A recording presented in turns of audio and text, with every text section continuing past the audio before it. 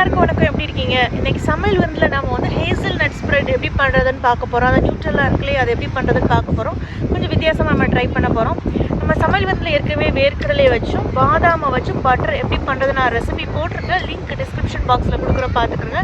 வாங்க வீடியோக்குள்ளே போகலாம். அந்த ஹேசல்நட் ஸ்ப்ரெட் எப்படி பண்ணுறதுன்னு பார்க்கலாம். நம்ம சமையல் விருந்தில் ஏற்கனவே நிறைய ஜாம் ரெசிபி போட்டிருக்கோம். அதே போல் வேர்க்கடலை பாதாமை வச்சு நம்ம ஸ்ப்ரெட் எப்படி பண்ணுறதுன்னு போட்டிருக்கோம். நான் லிங்க் அட்டாச் பண்ணி விடுறேன், பார்த்துக்கிறேங்க. இன்றைக்கி நாம் வந்து ஹோம்மேட் நியூட்ரல் எப்படி பண்ணுறதுன்னு பார்க்க போகிறோம். உங்களுக்கு இங்கே பார்த்தாலே தெரியும் எப்படி சில்கியாக நல்லா இருக்குன்னு சொல்லிட்டு. நாம் வாங்க வீடியோக்குள்ளே போகலாம்.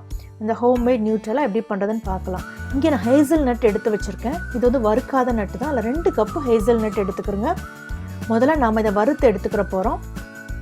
இதை இந்த மாதிரி ஒரு ஃப்ளாட்டான பேனில் கொட்டிட்டு 8லேருந்து 10 நிமிஷம் வரைக்கும் மீடியம் ஹீட்லேயே வச்சு நல்லா வறுத்தெடுங்க. இது நமக்கு ரோஸ்ட் ஆகும்போது நல்லா பாப்கார்ன் ஸ்மெல் வர்ற மாதிரி வரும். ஸோ இது வந்து இந்த மாதிரி பாருங்கள், நல்ல பிளாக் மேலே ப்ரௌன் கலரில் ஆயிடுச்சா. இதை நம்ம இந்த மாதிரி வறுத்ததுக்கப்புறம் ஒரு டவலில் நீங்கள் இதை எல்லாத்தையும் கொட்டிடுங்க. கொட்டினதுக்கப்புறம் அந்த வார்மாக இருக்கும்போதே ரொம்ப குளிர விட்டுறாதீங்க. வார்மாக இருக்கும்போதே நீங்கள் அந்த டவலை மேலே போட்டு இந்த மாதிரி ரப் பண்ணிட்டீங்க அப்படின்னா அந்த ஸ்கின் எல்லாமே உங்களுக்கு உதிர்ந்துக்கிட்டு வந்துடும். ஸோ எல்லா ஸ்கின்னுமே உதிரணும்னு அவசியம் கிடையாது. அது வந்து உங்களுக்கு கசக்கவும் செய்யாது, டேஸ்ட்டை ஒன்றும் உங்களுக்கு டிஃபராக தராது. ஸோ இந்தளவுக்கு ஓரளவு நீங்கள் ஸ்கின்னை எடுத்துட்டாலே போதும். இப்போ இந்த ஸ்கின் எடுத்ததுக்கப்புறம் நம்ம இதை தனியாக பிரித்து எடுத்துக்கலாம்.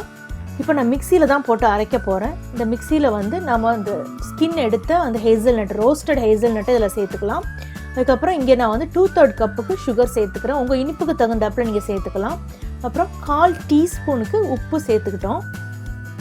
அதுக்கப்புறம் நாம் வந்து கோகோ பவுடர் வந்து 1/4 கப்புக்கு நான் சேர்த்துக்கிறேன்.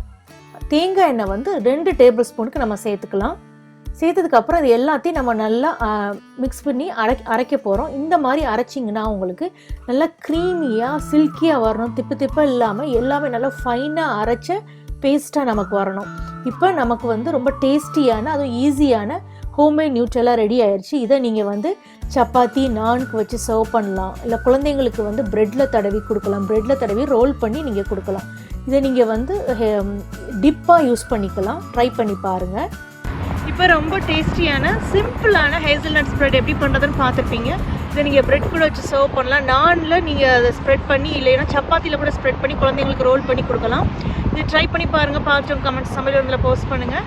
இந்த வீடியோ உங்களுக்கு பிடிச்சிருந்தா சமையல் வந்து சேனலை லைக் பண்ணுங்கள், ஷேர் பண்ணுங்கள். கூடவே பெல் சிம்பிளை நீங்கள் கிளிக் பண்ணிட்டீங்கன்னா அப்டேட் பண்ணுற வீடியோஸ் உடனே பண்ணி பார்க்கலாம். இன்னொரு வீடியோவில் சந்திக்கலாம். நன்றி, வணக்கம்.